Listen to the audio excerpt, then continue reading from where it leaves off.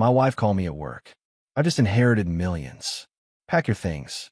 Get out of my house. When I came home, divorce papers were waiting. I smiled, signed, and said good luck. She thought she'd won. She had no idea what her uncle had left in his will, or what I'd been hiding from her. My name is Henry Lane. I'm 52 years old, and I own a precision machining shop in northern Ohio. For the past 28 years, I've been cutting metal to tolerances measured in thousandths of an inch. When you work with that kind of precision, you learn that small details matter. A measurement off by a fraction can ruin an entire piece. I wish I'd applied that same attention to detail to my marriage. The phone call came on a Tuesday afternoon. I was in the shop, checking a run of aerospace components we were making for a defense contractor. The machines hummed around me, a steady rhythm I'd known for decades.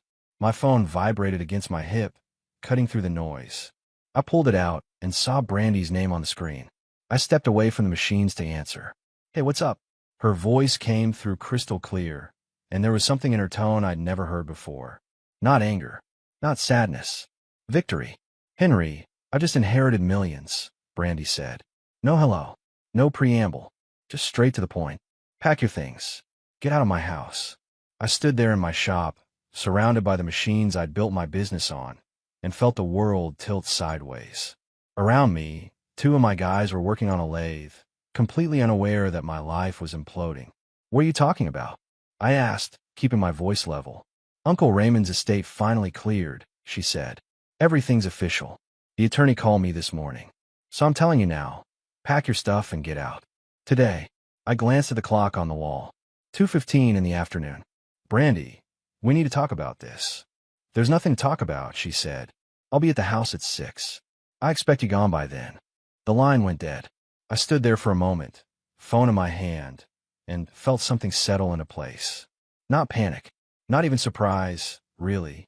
Just a cold, clear understanding that the woman I'd married 27 years ago had been replaced by someone I didn't recognize. What Brandy didn't know was that I'd gotten a call on my own 2 weeks earlier. Raymond Mitchell, her uncle, had called me from the hospice. His voice had been weak, but his mind was sharp as ever. "Henry," he'd said, "I need to tell you something about the will. There are protections in place for you. Brandy doesn't know about them yet. When she finds out about the inheritance, she's going to make a move. Be ready." I'd asked him what he meant, but he just coughed and said, "You'll see. Just trust the process. And Henry, document everything." So when Brandy's call came, I wasn't blindsided. I was prepared. I left the shop at 5, telling my foreman I had a family emergency. The drive home took 20 minutes, and I used every second to think. Raymond had warned me. He'd seen something in his niece that I'd been too close to see. And now whatever he'd put in that was about to become very important. The house was lit up when I pulled into the driveway. Every light blazing, like she was staging something. I walked into the front door and found Brandy standing in the living room, dressed like she was going to a business meeting. On the dining table sat a folder, papers arranged just so. "You're actually here," she said, sounding almost disappointed. "You told me to come home," I replied. She gestured at the table. "Sign the papers. Divorce petition, separation agreement, property division. My attorney drew them up this afternoon. Sign them and go." I walked to the table and opened the folder. The documents looked official enough, but I've been around paperwork my whole career. These had no court stamps, no case numbers, no notarization. Just threats printed on expensive paper. "Who's your attorney?" I asked. "That's not your concern," Brandy said. "Just sign." I picked up the pen she'd left there and looked at her. Really looked at her. The woman I'd built a life with. The mother of my 2 daughters. And I saw nothing in her eyes but cold calculation. I signed where she'd indicated. Then I set the pen down, picked up my phone, and photographed every page. "What are you doing?" she demanded. "Documenting," I said simply. I went to our bedroom and packed a bag. Clothes, medication, documents, laptop. Everything I needed. When I came back out, Brandy was on her phone, not even trying to hide the conversation. "Yes, he's leaving now," she was saying. Everything went exactly as planned. I stopped at the door and turned back. She was watching me, waiting for me to break, to beg, to show some weakness. Instead, I smiled. A small, quiet smile. "Good luck, Brandy," I said. Then I walked out. I checked into a Hampton Inn off Route 30, The kind of place that asks no questions and has cameras everywhere. Security wasn't paranoia anymore. It was common sense. The room was clean and anonymous, which was exactly what I needed. I set my bag on the bed and pulled out my laptop. Raymond's words kept echoing in my head. Document everything. I started with the bank accounts. Brandy and I had always kept our finances together. Joint checking, joint savings, the whole traditional setup. I trusted her with that. After all, she handled the household bills while I focused on keeping the shop running. I logged into our primary account and started scrolling through transactions. At first, everything looked normal. Mortgage payments, utility bills, grocery shopping. Then I started going back further. 6 months, a year, 2 years. That's when I saw them. Small transfers. 500 here, 800 there. Always to an account I didn't recognize. The account holder was listed as Patricia Reeves, Brandy's mother. My hands tightened on the laptop. I kept scrolling, my stomach sinking with each new discovery. The transfers went back 7 years. 7 years of steady, systematic theft. Some months it was just a few hundred. Other months it was several thousand. I opened a spreadsheet and started adding it up. The total came to $243,000. $250,000.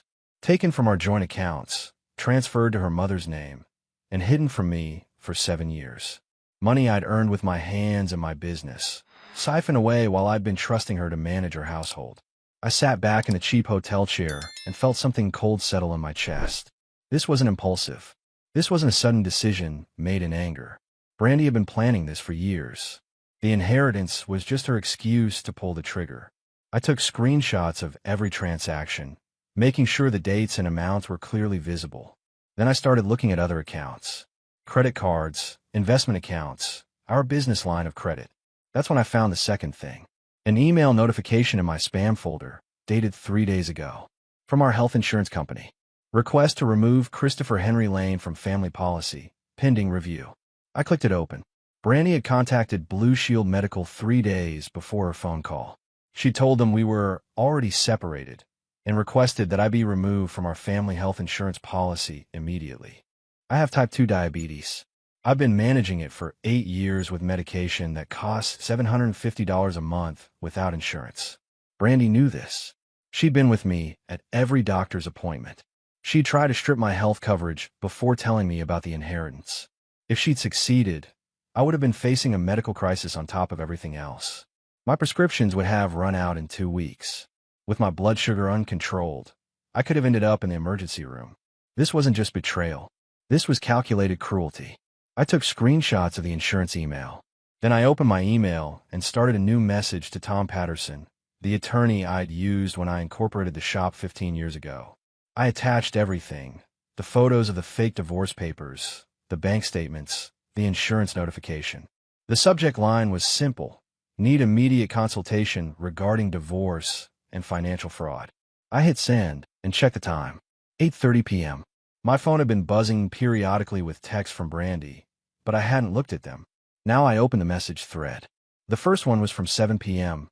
Don't think you can fight this. I have lawyers. 7:15. You always were weak. This is better for both of us. 7:30. Answer me. 7:40. Fine. Be that way.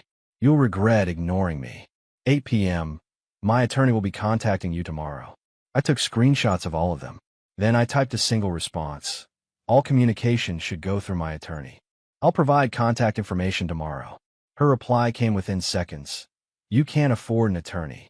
I set the phone down without responding. Let her think whatever she wanted. Raymond had warned me this was coming, and he'd clearly had his reasons. Tomorrow I'd find out exactly what protections he'd put in place. My phone rang. It was Mia, my older daughter. I answered immediately. Dad. Her voice was tight with worry. What's going on? Mom called me saying you moved out. Dad, what's going on? Mia asked again. I could hear the worry in her voice, and it cut through me. Mom called me saying you moved out. She's saying things about the inheritance and lawyers.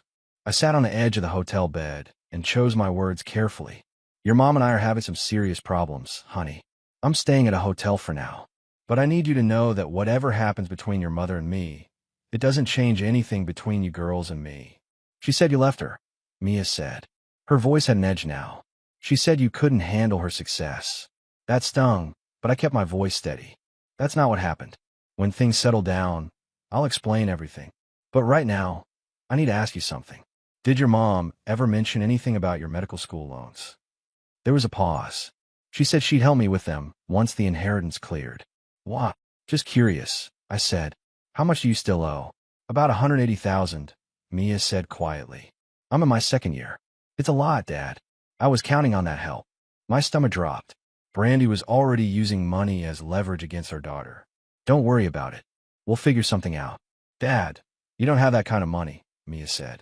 The shop does okay, but not medical school okay. Let me worry about that, I told her. You focus on your studies. I love you, Mia. After we hung up, I sat in the silence of the hotel room and felt the weight of it all. Brandy wasn't just going after me. She was positioning herself to control our daughters through their finances. My phone buzzed with an email. Tom Patterson, my attorney, responding already. Can meet tomorrow 9 a.m. This looks serious. Bring all documentation. I replied, confirming the appointment, then tried to sleep. It didn't come easy. The next morning, I arrived at Tom's office 15 minutes early. He'd been practicing family law for 30 years, and his office reflected that experience. Shelves lined with legal books, a desk covered in organized files, and a face that had seen every variation of human behavior during divorce. Henry, he said, shaking my hand. Sit down and walk me through everything. I spent 40 minutes laying it out. The phone call, the fake divorce papers, the stolen money, the insurance cancellation attempt. Tom took notes, occasionally asking questions, his expression growing more serious with each new detail. And you said her uncle warned you? Tom asked. Raymond Mitchell. He died 2 weeks ago, called me from hospice, and told me there were protections in the will. Tom leaned back in his chair. The estate hearing is scheduled for tomorrow at 10 a.m. at the county probate office. You're listed as a required attendee. Me?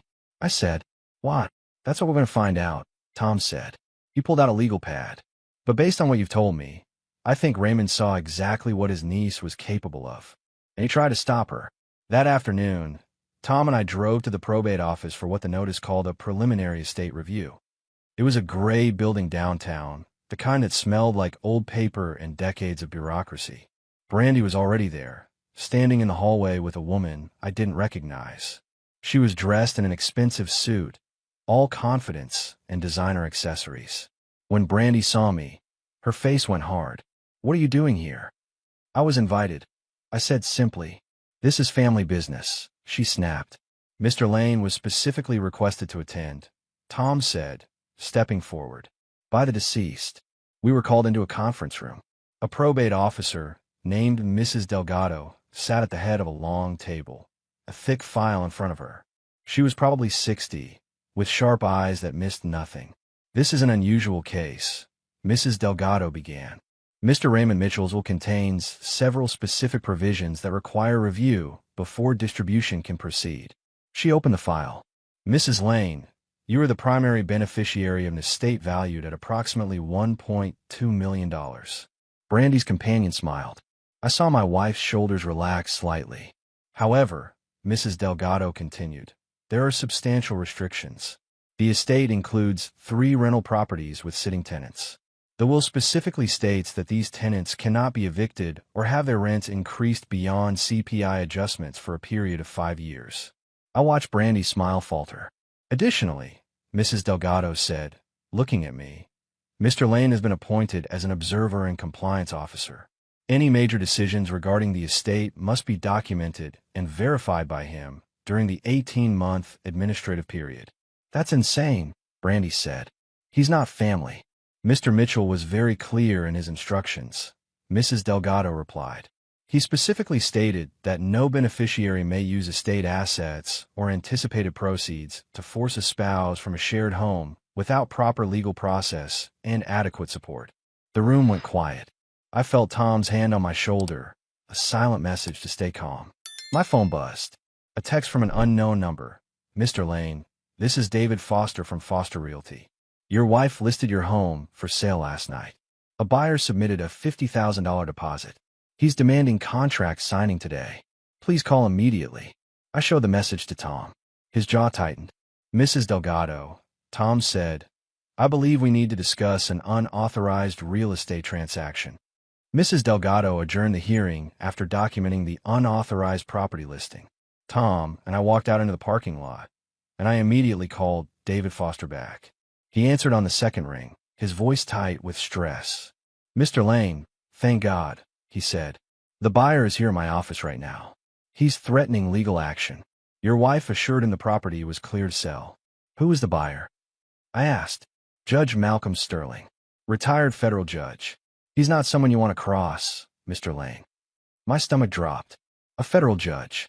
Of course Brandy would find someone with serious leverage. "I'll be there in 20 minutes, I said. "Don't let anyone sign anything." Tom drove.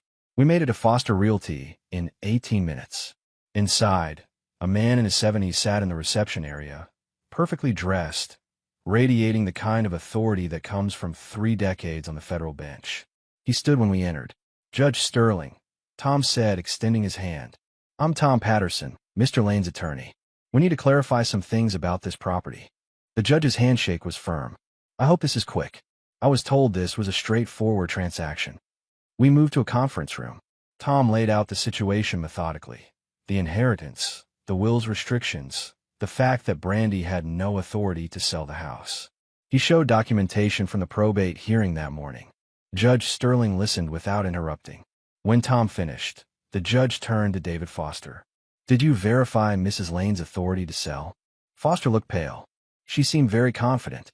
She had documents. "What documents?" the judge asked. "A letter from her attorney stating she had full ownership." "No court filing?" the judge pressed. "No deed transfer? No probate clearance?" Foster's silence was answer enough. Judge Sterling stood. "Mr. Foster, I'll expect my deposit returned within 48 hours. Mr. Lane, I apologize for this situation. Your wife represented herself falsely." He paused at the door. "I won't pursue criminal charges, but I will be documenting this with the State Real Estate Commission." After the judge left, I felt the tension drain from my shoulders. Tom smiled grimly. That could have been much worse. That evening, my phone rang. Emily, my younger daughter. She was 23, finishing her undergraduate degree at Ohio State. I answered immediately. "Dad, I need to talk to you about something," she said. Her voice sounded strange. Controlled. "What is it, honey?" "I want to see Mom today," Emily said. "At the house. I wanted to understand what was happening." And I asked carefully. "I recorded our conversation," she said. "I need you to hear it." My heart rate picked up. "Emily, what did she say?" "Just listen, Dad. I'm sending it now." My phone buzzed with an incoming file. I put Emily on speaker and opened the audio file. I heard Emily's voice first. "Mom, I need to understand why Dad left. He won't give me details." Then Brandy's voice, sharp and clear. "Your father's a weak man, Emily. He always has been. He built a little shop and thought that made him successful. I deserve better than spending my life with someone so mediocre." "But you were married for 27 years, Emily said. Brandy laughed. It was a cold sound. "I was planning this for years, sweetheart. The moment Uncle Raymond got sick, I knew this was my chance. Your father never suspected a thing. He was too trusting, too stupid to see what was right in front of him." "What about me and Mia?" Emily asked.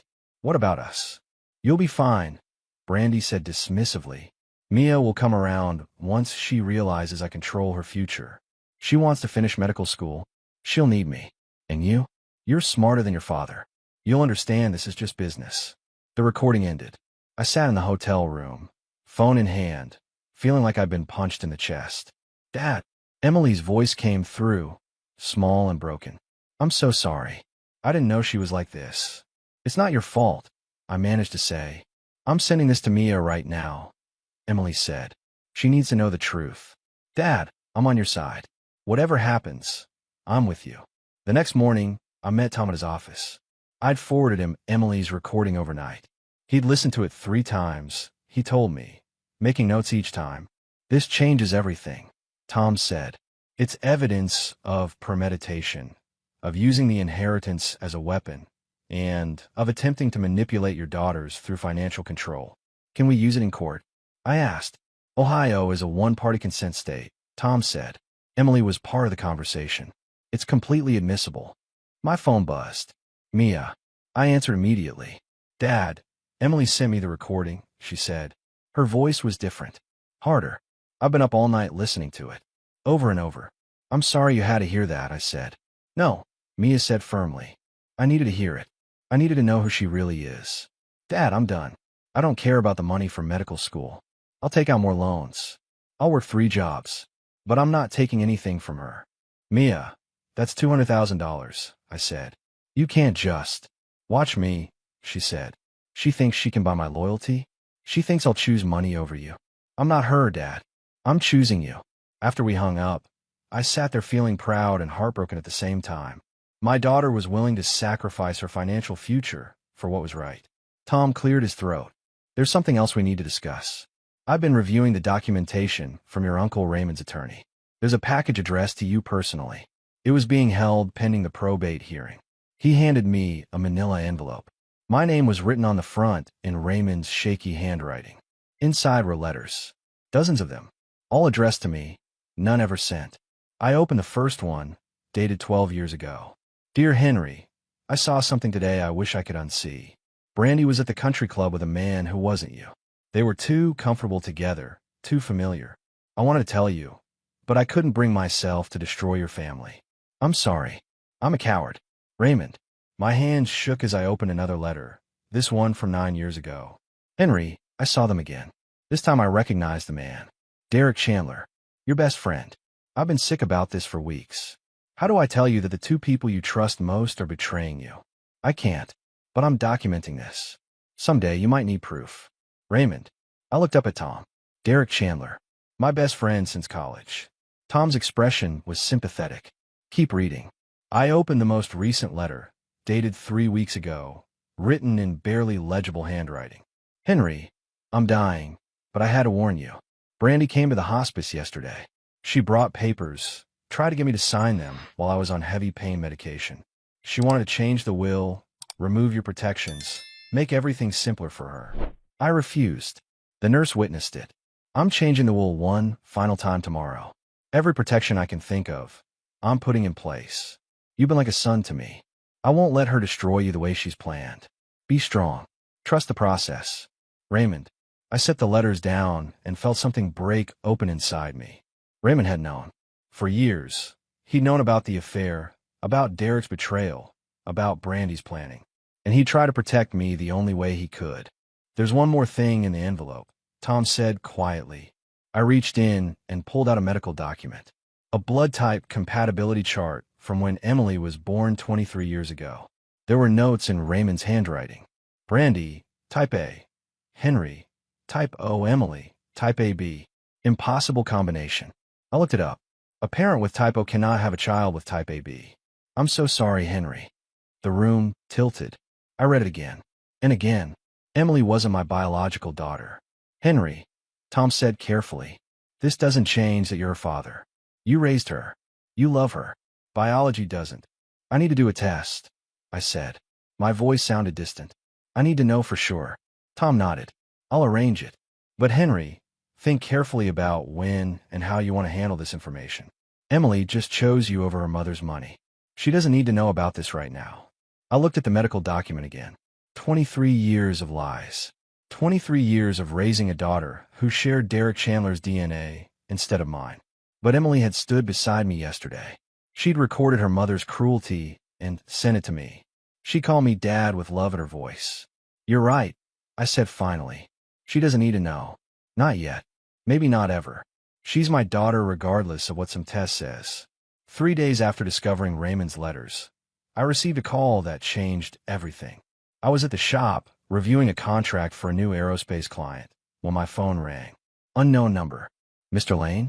This is Patricia Voss from Titanium Aerospace Industries. Do you have a few minutes? I stepped in my office. I do. What can I help you with? We've been impressed with the work your shop has done on our components, she said. We're expanding our precision manufacturing division, and we'd like to discuss bringing you on as Director of Quality Operations. It would be a significant role, overseeing multiple facilities, implementing standards across our supply chain. My pulse quickened. What kind of position are we talking about? 6-figure salary, full benefits package, relocation assistance to our headquarters in Colorado. The base salary would be $170,000 annually, plus performance bonuses. We know it's a big ask, but we believe you're the right person. I sat down heavily in my chair. This was the kind of opportunity that came once in a career. When would you need an answer? We'd like to move quickly, Patricia said. Could we schedule a formal interview for next week? Absolutely, I said. Send me the details. After the call ended, I sat there staring at my desk. The offer had been in discussion for over a month, but I hadn't told Brandy. Something had held me back, some instinct that told me to keep this card close to my chest. Now I understood why. If I'd mentioned it before she kicked me out, she'd be entitled to a portion of my future earnings in the divorce. But now, with the separation already in motion, this was mine alone. That evening, my phone buzzed with a notification. A court filing. Brandy had submitted a request for a restraining order against me, claiming she feared for her safety. The filing included photographs of bruises on her arms and a statement that I'd been increasingly aggressive and threatening. I stared at the screen in disbelief. Then I called Tom immediately. I just saw it, Tom said before I could speak. Don't panic. Do you have an alibi for the dates she's claiming? I've been at the hotel for 4 days, I said. There are cameras everywhere. I haven't been near her. Perfect, Tom said. The hearing is scheduled for tomorrow at 2 p.m. Be there, and bring any documentation showing your whereabouts. Hotel receipts, credit card statements, anything with timestamps. The next afternoon, I stood in a courtroom for the first time in my life. The judge was a woman in her late 50s named Judge Rachel Cunningham, with sharp eyes and a no-nonsense demeanor. Brandy sat with her attorney, looking composed and frightened in equal measure. Mrs. Lane, Judge Cunningham said, "You're alleging that your husband has been threatening and physically aggressive. Can you provide evidence?" Brandy's attorney stood. "Your Honor, we have photographs of bruising and a sworn statement from Mrs. Lane describing several incidents." "Mr. Lane," the judge said, turning to me. "How do you respond?" Tom stood. "Your Honor, Mr. Lane has been residing at the Hampton Inn since the evening of Tuesday, April 9th. He has not had contact with Mrs. Lane except through documented phone and text messages. We have hotel security footage, credit card receipts showing meals and purchases away from the marital home, and timestamp data from his workplace security system. The alleged incidents Mrs. Lane describes are physically impossible." Judge Cunningham reviewed the documents Tom submitted. Her expression hardened. "Mrs. Lane, these receipts show your husband was 20 miles away during the times you claim he assaulted you. Can you explain this discrepancy?" Brandy's face went pale. The dates might be wrong. It was traumatic, I may have." "Mrs. Lane," the judge interrupted, her voice cold. "Making false statements in a request for a restraining order is a serious matter. This order is denied. Furthermore, I'm noting in the record that this appears to be a malicious filing. If you waste this court's time again, there will be consequences." Brandy's attorney looked like he wanted to disappear. As we left the courtroom, I saw Brandy standing in the hallway, her face twisted with rage and humiliation. She tried to paint me as violent, and the judge had seen right through it. Tom pulled me aside. "That's going to hurt her credibility in the divorce proceedings. Judges don't forget when someone lies under oath." That evening, I called Patricia Voss back. "I'm very interested in the position," I said. "Let's schedule that interview." A week later, I sat in Tom's office as he laid out papers across his desk. The official estate valuation had been completed, and the numbers were finally clear. The estate was initially appraised at $1.2 million, Tom said, but that was a rough estimate. The actual breakdown is more complex. He pointed to the first document. 3 rental properties valued at $700,000 total. However, they have existing mortgages totaling $210,000. There's also deferred maintenance, roof repairs, HVAC replacements, estimated at another $80,000. So the properties are worth about $400,000 net, I said. Correct. Then there's the investment portfolio, stocks, bonds, some mutual funds. That's valued at $320,000. But Raymond had outstanding medical bills from his hospice care and final expenses totaling $60,000. There are also estate taxes. Tom pulled out a calculator. After federal estate taxes, state taxes, outstanding debts, and mandatory legal fees, the liquid assets available to Brandy will be approximately $400,000. I leaned back. She told everyone it was millions. She told our daughters she'd be worth 5 to 7 million. She either didn't understand estate law, or she was deliberately exaggerating, Tom said. And there's another factor. The will requires that the rental properties remain as affordable housing for 5 years. Brandy can't sell them, can't substantially raise the rents, and has to maintain them properly. Those properties will generate maybe $2,000 a month in net income after expenses. She's essentially locked into being a landlord for half a decade. $400,000 liquid and some rental income, I said. Less than she stole from our joint accounts over 7 years. Significantly less, Tom agreed. And here's where it gets interesting. He pulled out another document. I did some checking. Brandy has been borrowing money. I found 3 personal loans totaling $65,000, all taken out in the past 2 months. She told the lenders she had a major inheritance coming and used it as collateral. Who did she borrow from? 2 from friends, 1 from her brother. She promised them all 20% returns once the estate cleared. She's been spending like the money was already hers. I felt a cold satisfaction settle over me. So when she gets $400,000 instead of millions, she'll have to immediately pay back $65,000 plus interest, leaving her with about $320,000, Tom said. And she's been living in that house without making mortgage payments for 2 months, claiming the estate would cover it. The bank is getting impatient. My phone buzzed. It was a message from an unknown number, forwarded by Tom's office. I opened it and saw a scan of a document, a lease agreement. Brandy had rented a luxury apartment in Columbus, a high-rise downtown. The lease was for 2 years at $4,000 a month. She signed this yesterday, Tom said. She's planning to move into a place that costs $96,000 over 2 years. She thinks she's rich. I did the math in my head. $320,000, minus the apartment lease, minus living expenses, minus maintaining the rental properties. In 2 years, Brandy would be close to broke. What about the shop? I asked. What's her claim on it? The business was established before the marriage, Tom said. But the growth during the marriage could be considered marital property. However, given the evidence of her theft and the fact that you can prove she systematically drained marital assets, I think we can argue for a minimal division. You might have to buy her out for $50,000 to $75,000, maybe less, given her behavior. And my new job offer? Colorado is a fresh start, Tom said. The salary begins after the separation date. It's yours alone. She has no claim to it. I sat there, pieces falling into place. Brandy had destroyed our marriage for an inheritance she'd wildly overestimated. She'd borrowed against money she didn't have yet. She'd rented an apartment she couldn't afford. And she'd done it all while believing I'd be left with nothing. That evening, I was back at the hotel when my phone rang.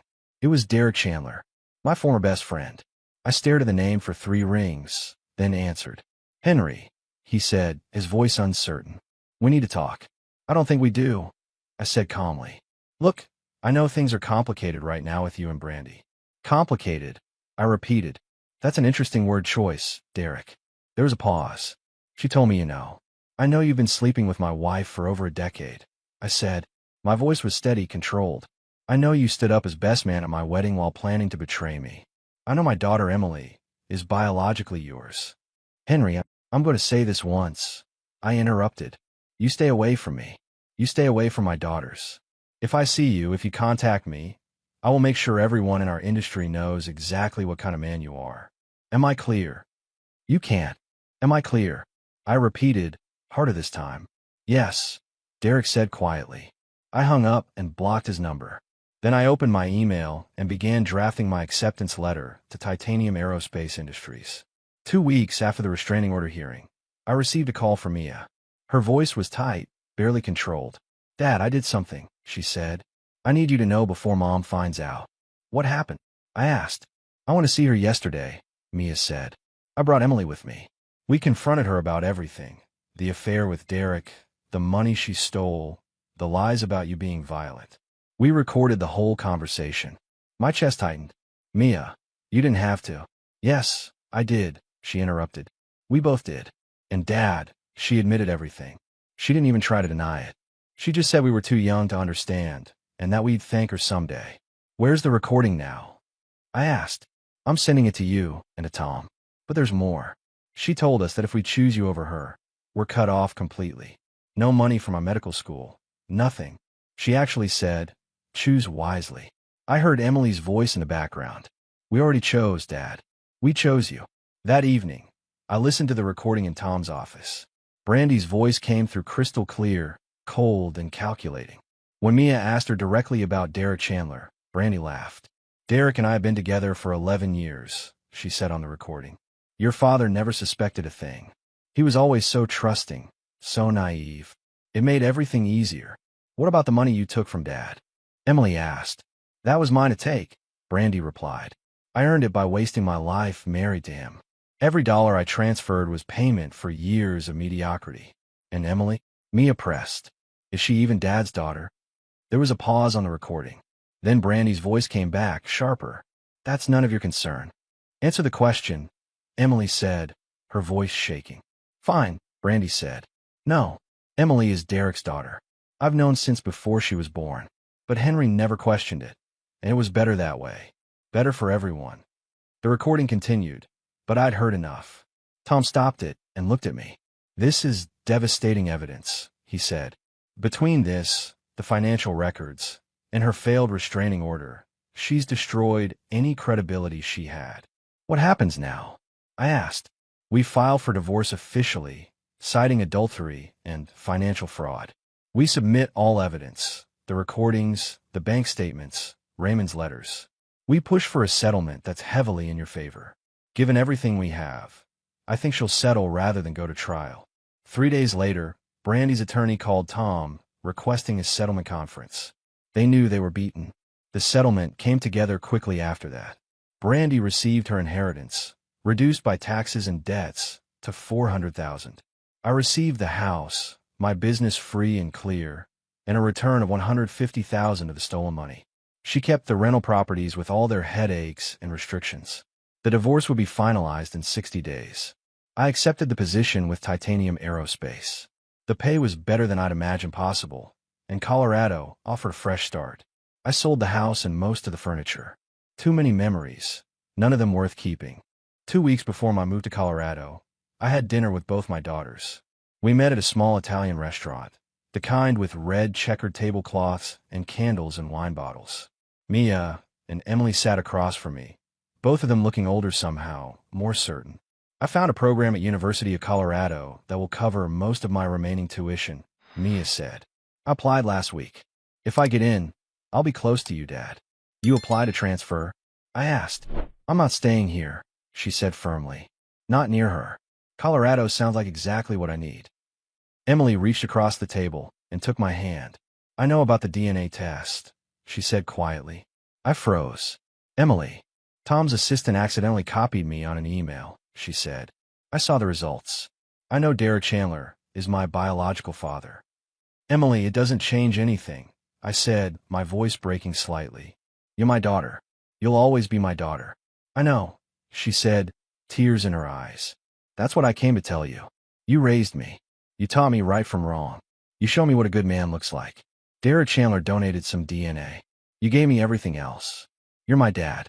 That's never going to change. I couldn't speak. I just held her hand and let the moment settle around us. We're a family, Mia said. The three of us. That's what matters. Not her, not Derek, not the money. Just us. 8 months later, I stood in my new apartment in Denver, looking out at the Rocky Mountains in the distance. The view still surprised me every morning. Colorado had been good to me. The job was challenging and rewarding. The people were professional, and the salary had changed my life completely. My phone buzzed with a message from Mia. See you tonight at 7. Emily's flight lands at 6:15. We're cooking for you, so don't eat lunch. I smiled. Mia had been accepted to the University of Colorado School of Medicine and had started classes 2 months ago. She was thriving in a program that appreciated her dedication. Emily visited once a month, flying out from Ohio where she was finishing her undergraduate degree. That evening, I arrived at Mia's apartment to find both my daughters in the kitchen, arguing cheerfully about pasta sauce while music played in the background.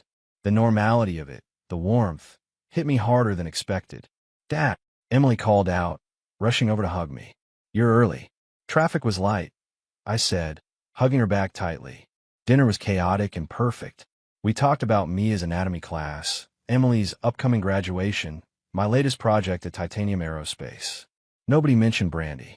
She'd become irrelevant to our lives, a chapter we closed. After dinner, as we sat with coffee, Mia cleared her throat. We have something to tell you, Dad. I looked between them. What's going on? We organized something, Emily said. For next weekend. A dinner. We invited Tom and a few of your new colleagues from Titanium and the friend you mentioned who helped you get settled here. You're throwing me a dinner party? I asked. Not exactly, Mia said. It's more of a celebration. We wanted to do something to honor you, Dad. To say thank you for showing us what integrity looks like. For choosing the hard right over the easy wrong. You don't need to thank me, I said. You're my daughters. We know, Emily said. But we want to. You lost a wife who didn't deserve you, a friend who betrayed you, and 27 years of what you thought was your life. But you never lost yourself. You never became bitter or cruel. You just kept being you. Honest, strong, decent. That's worth celebrating. The dinner the following weekend was held at a restaurant with mountain views and excellent steaks. Tom flew out from Ohio, joking that he couldn't miss this. 3 colleagues from Titanium came, people I'd gotten to know over the past months. My neighbor Dave, who'd helped me move furniture and navigate Denver, brought his wife. Mia stood and raised her glass. I want to say something, she began. 8 months ago, my father's life fell apart. His wife betrayed him, his best friend betrayed him. Everything he thought was solid turned out to be sand. But he didn't fall apart. He documented everything, trusted the process, and fought for what was right. Dad, you taught Emily and me that character isn't what you do when life is easy. It's what you do when everything goes wrong.